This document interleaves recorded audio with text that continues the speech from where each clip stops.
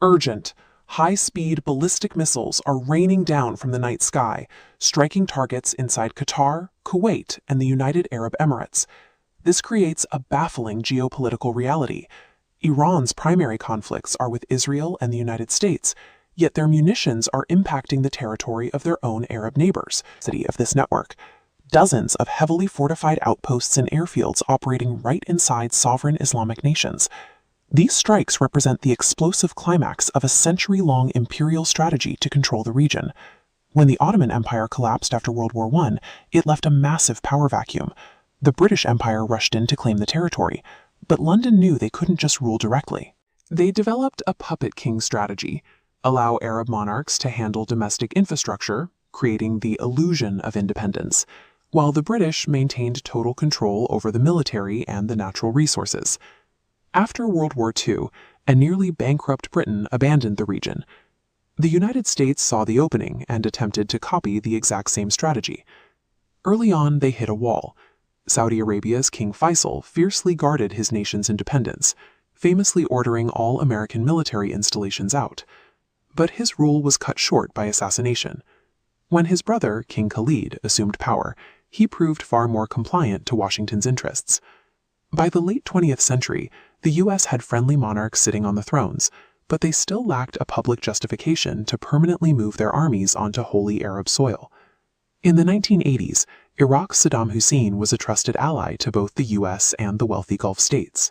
At their urging, he spent 8 years fighting a massive proxy war against the new government in Iran. When the fighting stopped, Saddam's economy was in ruins, and he owed an estimated $60 billion to his Arab neighbors. He explicitly told them he would not pay back a single cent for a war he fought on their behalf. In retaliation, Kuwait's monarchy decided to crash Iraq's fragile post-war economy. They drastically ramped up their oil production, deliberately flooding the global market and driving prices into the ground. Furious, Saddam drew up plans to invade Kuwait as revenge. But before he moved a single tank, he held a crucial meeting with the U.S. ambassador in Baghdad to gauge Washington's reaction. The American ambassador explicitly told him that the United States had no opinion on Arab-Arab conflicts. Believing he had a green light from the world's sole superpower, Saddam rolled his forces across the border, conquering Kuwait in just 2 days. For a fleeting moment, Saddam Hussein thought he had secured his place as the most powerful king in the Arab world. He had no idea he had just triggered an American trap. The moment Kuwait fell, Washington presented the Arab kings with satellite intelligence that showed Iraqi forces massing at their borders, preparing to invade them next. This intelligence was completely fabricated. Terrified by the threat of Saddam's army, the monarchs begged Washington for protection. The United States agreed to save them, but on one strict condition. The Arab kings had to grant the U.S. the right to build permanent military bases right on their soil. With the ink dry, the American military arrived in force. They systematically crushed the Iraqi army and expelled them from Kuwait in a matter of weeks. The war ended. The threat was neutralized. Yet the U.S. military entrenched itself, solidifying a permanent grip on the region. Over the next 40 years, these specific bases served as the primary launchpads for devastating American military campaigns against other Muslim nations, including Afghanistan, Iraq, Syria, and Yemen. The Arab kings essentially traded their true sovereignty for a permanent occupying force that hijacked their foreign policy to serve American and Israeli interests. After 40 years of this arrangement, and following a series of joint U.S.-Israeli strikes, Iran became the first Islamic nation to launch a direct kinetic assault on these American installations. Their military employs a two-phase attack strategy. First, they launch a swarm of 50 to 60 cheap, slow-moving drones. The sole purpose of this wave is to overwhelm and distract the American air defense grids.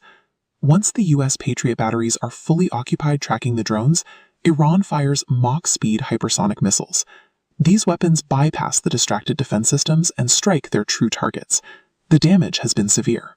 The massive Camp Arifjan logistics hub in Kuwait was forced to evacuate, and a billion-dollar American radar system at the Al Udeid base in Qatar was annihilated.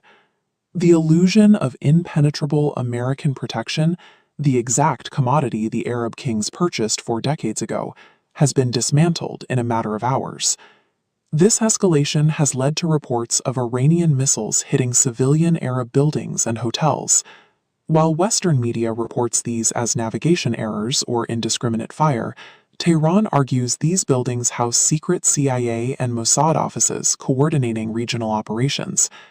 This theory is gaining traction in the region following reports from authorities in Qatar and Saudi Arabia that several foreign agents were arrested for orchestrating bombings in their cities. These operations appear designed to frame Iran and ignite a sectarian Sunni-Shia civil war. Iran's supreme leader, Ayatollah Khamenei, has issued a stark ultimatum. As long as American bases remain operational within these neighboring countries, the region will stay an active war zone. The Arab kings gave up their independence 40 years ago to buy safety. Today, they are discovering that their protection has turned their kingdoms into ground zero for a global conflict.